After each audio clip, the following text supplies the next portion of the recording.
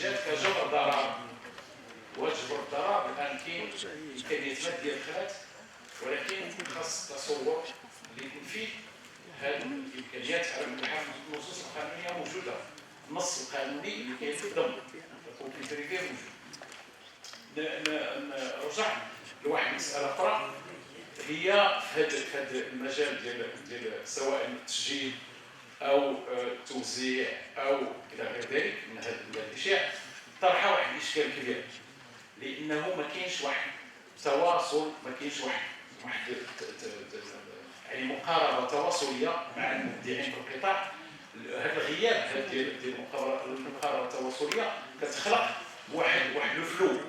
الانسان كاين، انا كنتذكر الاخوان اللي كانوا قال لك بان انا سنوات وانا كنغني وما عمر عطاوني شي، ولكن المغني راه ما عندوش الدروفوز. اذا كاين واحد الاشكاليات، غياب واحد التحسيس، واحد الوعي اللي يجعل الناس يعرفوا شنو هي الحقوق ديالهم. هذه المسائل الاساسيه. كاين كذلك، سمحوا لي انا دخلت شويه، جيت قررت القراءه الواقع ديال الممارسه وخليت الجوانب يعني التشريعيه. كاين كذلك على مستوى كيف لكم لا غوفرنانس. لا غوفرنانس ديال المكتب، الاليات اللي كانت في 43 كاين واحد الاليه وجدات، بقاو الوزراء كيديروا لجان، هذه اللجنه الاستشاريه، هذه اللجنه الحاكمه الى غير ذلك الى غير ذلك. اوروزمون كاين هذه اللجان، ولكن بعض المرات التجميد ديال هذه اللجان او عدم العمل ديالها خلال واحد المده كيكون عنده انعكاسات سلبيه على التدبير ديال المكتب، وكيغيب البعد ديال التدبير الجماعي، باعتبار انه اللجان هي ممثله لذوي الحقوق. كاين كذلك هذا الغياب ديال هذا لي زورغان دو غوفرنانس كان عنده انعكاسات بلا ما ندخل في التفاصيل ديالها. نرجع لسميتو المحيط ديال المكتب. المكتب عنده علاقات مع اطراف على هكا، مع المؤسسات التشريعيه التنفيذيه، عنده علاقات مع مجموعه من المؤسسات وكذلك مع ذوي الحقوق. الان هذه العلاقات كاين اللي فيها هو ايجابي جدا، وكاين اللي عنده اللي كان عنده واحد الفعاليه وانتج وساعد المكتب على الوصول ذوي الحقوق للوصول الى واحد المجموعه من النصوص القانونيه اللي طبقات، ولكن كاين لا زالت العلاقات ديال المكتب مع مجموعه من المؤسسات وبالاخص المستغلين. هذا اشكال كبير. وباش نعطي فقط مثال، انه تقريبا واحد 189 شكايه اللي كاينه، اذا ما غلطتش في الارقام، كاينه اشكالات كبيره. مازال المكتب عنده دعاوي مع واحد المجموعه ديال القطاعات وديال المؤسسات اللي ما كتاديش الواجبات ديالها. كاين على مستوى العلاقات مع المهنيين، كاين نقابات فاعلين في القطاع، ولكن غياب التمثيليه او غياب التنظيم ديال بعض القطاعات كيخلق اشكال. الناس باعتبار انه هذا قطاع للتدبير الجماعي، الناس كيجيو كفرادى كيتكلموا على الحقوق ديالهم، في حين انه الغياب ديال الوعي او غياب المعرفه ديالهم، النمط ديال الارتباط ديالهم مع المكتب كيخلق واحد المجموعه من التشويش. وكتقراو الصحف الى غير ذلك، بعض المرات كاين واحد الانزعاج من المكتب او من القائمين على او من القطاع بشكل عام. هذا كيخلق كذلك، وبالتالي انه لازمنا في حاجه الى التحسين ديال العلاقه ديال هذه المؤسسه اللي كتنظم هذا القطاع مع الفاعلين في القطاع. كاين على المستوى الدولي كاين كذلك علاقات مع مجموعه اللي هنا المغرب، كيف كتعرفوا بانه كان البيرو افريكان برودكتور والحمايه اللي بدات، وكان الحمايه اللي هي عندها الكلمه الاولى والاخيره، وبالتالي كان المكاتب الفرنسيه هي اللي كتجمع المستحقات ديال المبيعين وكتحولهم للمغرب الى سنوات تقريبا السنوات الاخيره. وي لاساسيم كاين في المجال ديال الاوديو فيزوال، كاين في المسرح وكاين في الموسيقى، لانه لاساسيم كاين في المجال ديال الموسيقى، راه ما كاينش غير اورغان واحد، كاين مجموعه من لي زورغان. الاوديو فيزوال سميتو لا ميوزيك اي ثلاثه او اربعه ديال المؤسسات اللي عندها علاقه مباشره، وكانت بدات سميتو اتفاقيات مع الدوله المغربيه على اساس انه تالف سميتو بهذه الحقوق ديال هاد المودعين وتحويل هذا. الان وقع ما سمي مغربات المكتب المغربي المؤلفين، خلق واحد الرجاء عند المبدعين وما بقاوش عارفين شنو هي فين الحقوق ديالهم الى غير ذلك. اذا هذا كذلك كيستوجب واحد التفسير، واحد المقاربه اللي يشرحوا للناس علاش كاين هذه الاختيارات، اننا بغينا نجيريو نديروا الجيستيون كوليكتيف ديالنا بامكانياتنا الخاصه. نعم انا غادي نلخص، يعني انا راه وجدت 100 سنه ولكن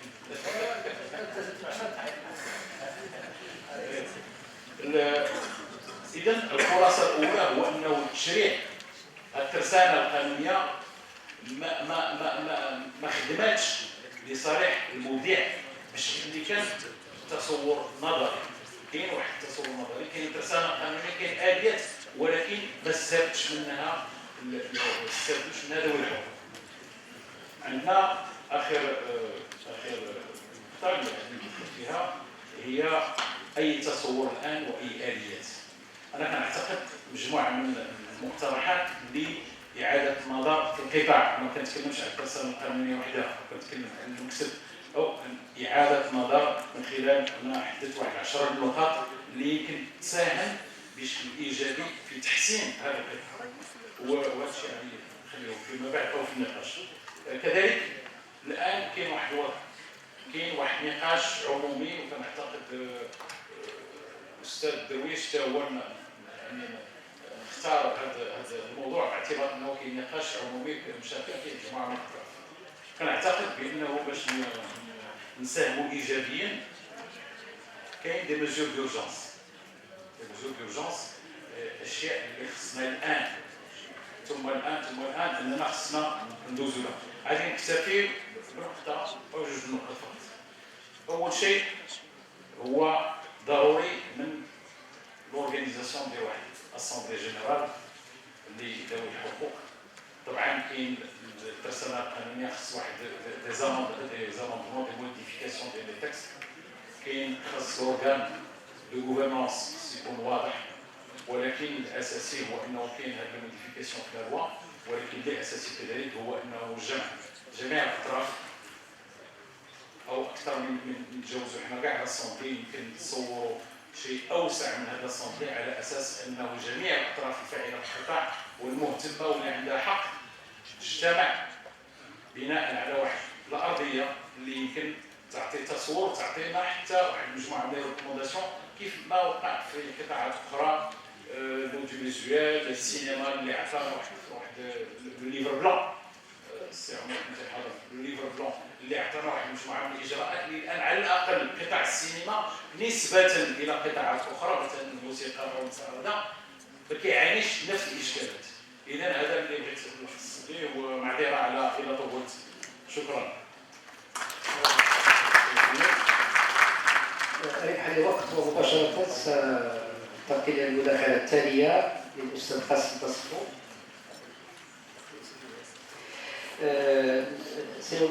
مؤسس مسلك مهن الكتاب جامعة الحسن الثاني دار البيضاء، سيلقي مداخلته باللغة الفرنسية تحت عنوان بيراطاج في سوبر دي دروا d'auteur.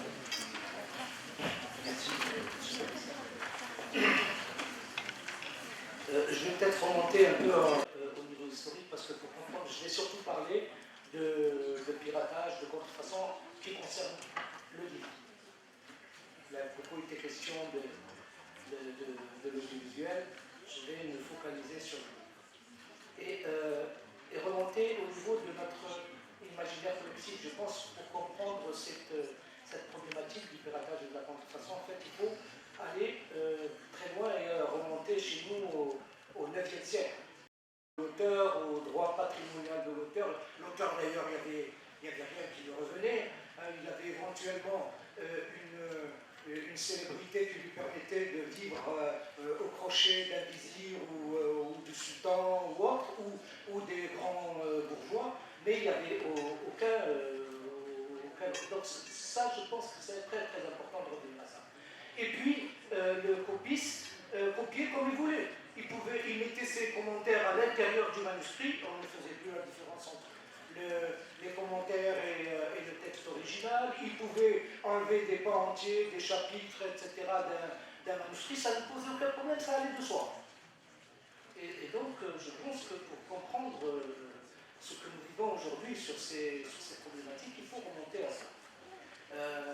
Contrairement, si on parle de la France qui invente le droit d'auteur au XVIIIe siècle avec Beaumarchais, et qui, dès le XIXe siècle, avec Victor Hugo, internationalise le droit d'auteur avec la Convention de Berne, c'est autre chose. Donc il faut aussi partir, je pense que l'histoire est importante, et quand on a des siècles derrière soi de réflexion sur le droit d'auteur, etc., et que quand on a quelques décennies, chez nous, les premières lois ont été édictées par le protectorat en 1916, ou même la ratification de la Convention de Berne en 1917, c'était sous le protectorat. Notre première loi de droit d'auteur, c'est 1970. Hein, et puis après, il a fallu prendre 2000, 2006, etc., pour avoir des lois modernes sur le droit. Et d'ailleurs, comme d'habitude, comme pour le code de la route, etc., à partir de là, on a les meilleures lois du monde. Mais aucune application. Inapplicable parce que un trou abyssal entre les textes de loi et la réalité. Et je pense que ça aussi, c'est à prendre en considération. C'est pas la peine d'avoir les meilleures lois du monde, celles ne sont pas appliquées, celles ne sont pas applicables. Et c'est en prenant en ligne de compte justement cette culture, hein, qui est la nôtre, il faut historique, etc., il faut l'assumer. Effectivement, la quatrième partie entière de la loi sur le droit d'auteur et les droits voisins concerne les mesures, recours et sanctions à l'encontre de la piraterie et d'autres infractions. Et peut-être, pour avancer, pour déjà réfléchir sur les questions de définition. Vous voyez, je vais très simple, sur les questions de définition. Bon, le piratage, qu'est-ce que c'est? Très simple. Le piratage, il y a deux formes de piratage. Parce que nous, on confond énormément de notions. Et si on prend les termes et leur signification exacte. Piratage, il y a deux formes de piratage. La première, c'est la reproduction industrielle illégale du texte de l'auteur, du livre. C'est-à-dire, là, on prend en considération la composition et l'impression. Cette forme touche à ce qu'on appelle les droits patrimoniaux, c'est-à-dire aux droits économiques de l'auteur. Mais c'est aussi, donc ça ne touche pas que le droit d'auteur, ça touche d'autres droits, c'est aussi une concurrence déloyale pour l'éditeur et pour le libraire. Elle doit donc impliquer à la fois les droits d'auteur et les droits voisins, mais aussi le titre 3 de la loi 669 sur la liberté des prix et de la concurrence, et le titre 6 de la loi 23/13 relative à la protection de la propriété industrielle. La deuxième forme est plus artisanale, mais non moins nocive, c'est ce qu'on appelle le photocopiage. Pas photocopiage, mais photocopiage, pillé, du corps pillé. Et vous savez ce qu'il en est dans nos écoles, dans nos lycées, dans nos rues, etc., où photocopier un livre en entier ne pose aucun problème. Dans la tête des gens, bien sûr, mais économiquement et en termes de droit, c'est un véritable problème. Une autre forme de pillage qu'on confond souvent avec le piratage, mais qui est très différent, c'est la contrefaçon. Qui est une fabrication qui vise à tromper le consommateur en reprenant l'apparence de l'ouvrage original. En fait, c'est ça qu'on met surtout dans nos rues, sur les farachettes, ces marchands qui vendent du livre. Il n'y a que ça quasiment. Jusque chez les kiosquiers. Et parfois même, j'ai été effaré de le rencontrer sur les rayonnages d'un libraire qui vendait de la contrefaçon pour de l'original et au prix de l'original, bien entendu. Parce que là, c'est c'est une tromperie, hein, tromper le consommateur en reprenant l'apparence de l'ouvrage original. Là, les éléments, c'est l'impression qui est scannée, donc il n'y a pas de composition. Et donc sans composition ou une reproduction en facsimilé. Contrefaite, donc là, c'est répliquer, dupliquer frauduleusement une œuvre en donnant à croire que le produit fini est original. Il y a deux types de contrefaçon. Celle qui touche au droit patrimonial de l'auteur, c'est-à-dire à ses droits économiques, c'est la fabrication frauduleuse en vue d'une commercialisation illégale par une personne qui ne détient pas les droits qu'on dit le contrefacteur, ou même la fabrication, là aussi, même la fabrication frauduleuse par l'éditeur lui-même. Par exemple, dans le cas d'une réédition non déclarée et signalée d'une œuvre, ce qui correspond à une tromperie sur l'obligation de réédition des comptes. Deuxième type de contrefaçon, celle touchant au droit moral de l'auteur, c'est-à-dire sa paternité, l'intégrité de l'œuvre, la propriété de l'œuvre.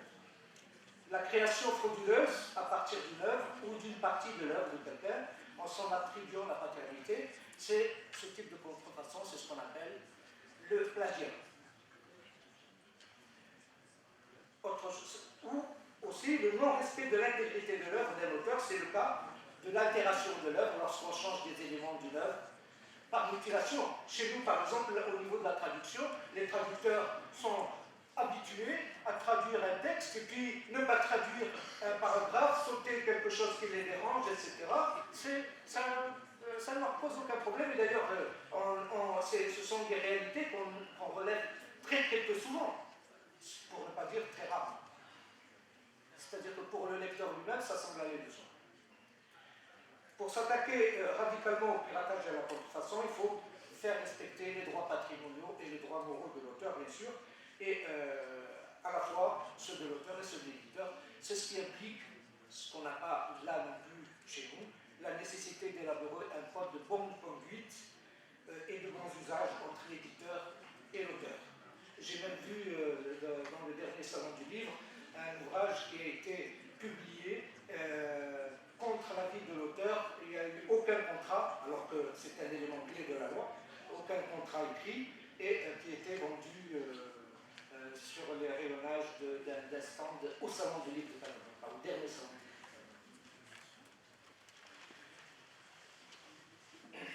Donc, c'est d'autant plus important parce que l'impact économique du piratage et de la contrefaçon d'ouvrage est très très important.